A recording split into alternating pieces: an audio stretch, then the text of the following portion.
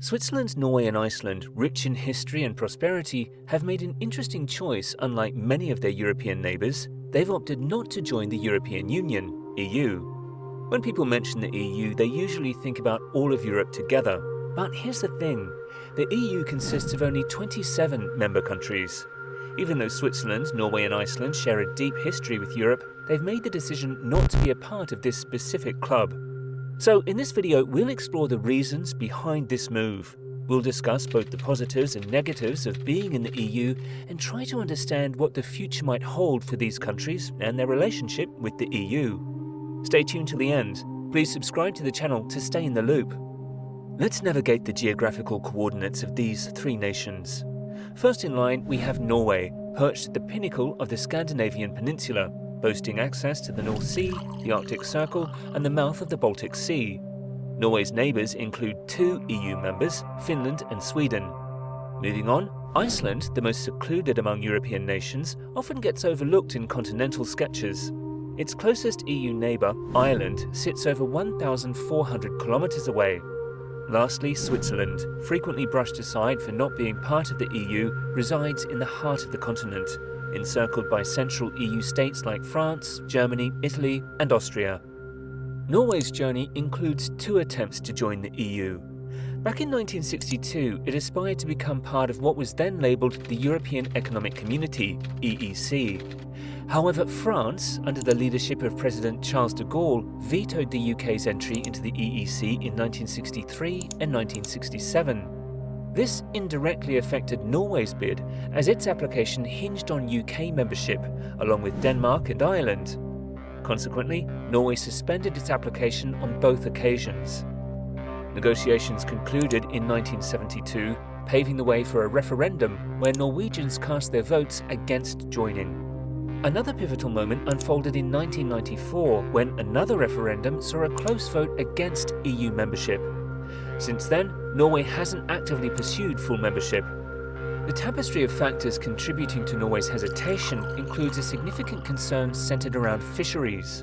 This aspect, vital to Norway's identity, prompts cautious deliberation in its approach to EU membership. As the tides of geopolitics and economic dynamics continue to shape the landscape, Norway navigates a careful course, weighing its priorities and preserving its unique identity.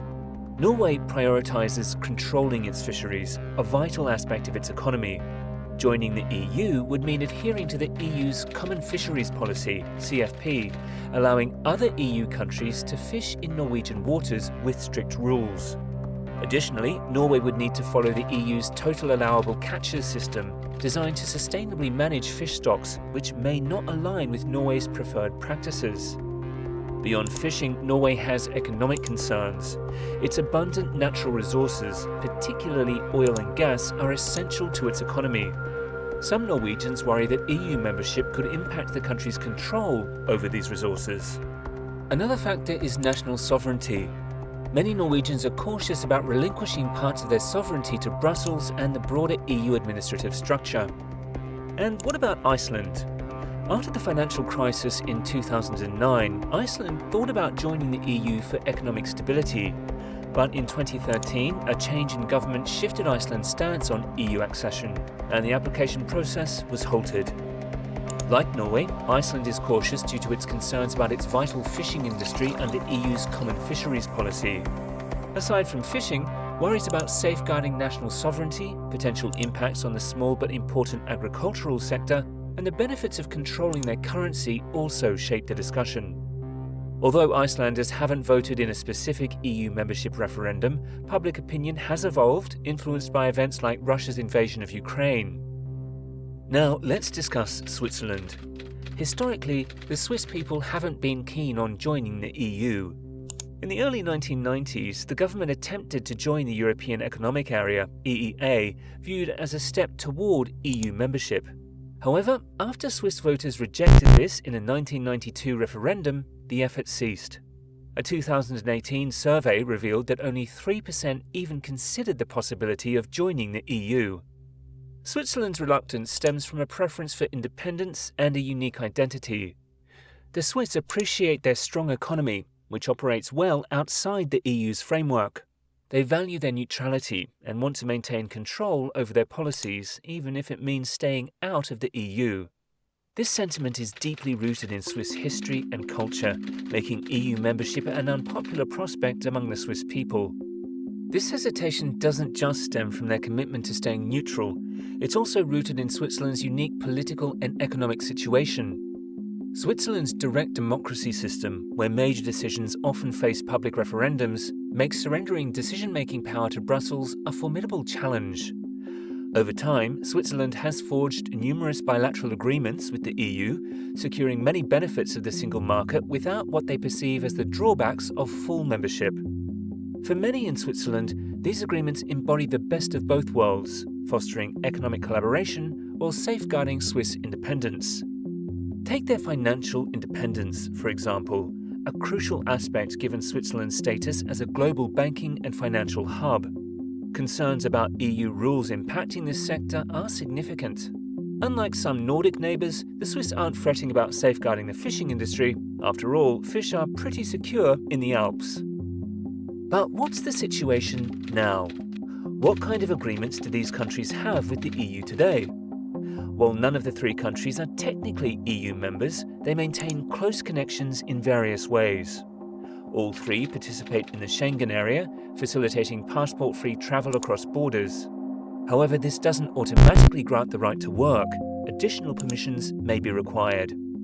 Iceland and Norway, additionally, are part of the European Economic Area, EEA, affording them access to the single market. This entails contributing to the EU budget, adhering to specific EU laws without direct representation in the European Parliament, and enjoying exemptions from certain EU policies, particularly in areas like fishing. Switzerland, in contrast, gains entry to portions of the single market through a series of agreements with the EU. All three, joined by Liechtenstein, are part of the European Free Trade Association, EFTA. Originating in 1960 as an alternative to the then European Economic Community, which eventually became the EU, EFTA's goal was to promote free trade and economic integration. The original members included Denmark, Norway, Switzerland, Sweden, Austria, the UK, and later Portugal joined. Presently, only 4 members remain: Switzerland, Norway, Liechtenstein, and Iceland. EFTA fosters free trade among its members and with other countries, fostering close collaboration with the EU to ensure smooth trade across Europe. So the significant question arises: which of these 3 countries is most likely to join the European Union? Currently, we don't anticipate any of these nations joining the EU shortly, with Switzerland expressing particular reluctance. Public support for EU membership is notably low, and Switzerland's commitment to neutrality remains steadfast. It would take a sequence of major geopolitical events to shift the Swiss people towards a pro-EU stance. Generally, of the 3, Iceland appears the most open to the idea. Already part of the EEA, it maintains strong connections to the EU, and there hasn't been a definitive referendum on joining. The 2009 recession prompted Icelanders to acknowledge the benefits of the EU's economic union, and Russia's invasion of Ukraine has spurred many to seek solidarity with their European neighbours. However, at present, we don't discern any compelling reasons for these countries to pursue EU membership. They all enjoy close ties with the EU, participate in numerous agreements, and contribute uniquely to the European project. The prevailing sentiment suggests that joining the EU isn't a priority for these nations. While events may shape future perspectives, for now, Switzerland, Norway, and Iceland continue to navigate their relationships with the EU, balancing the advantages of collaboration with the desire to preserve their distinct identities and control over key aspects of their economies.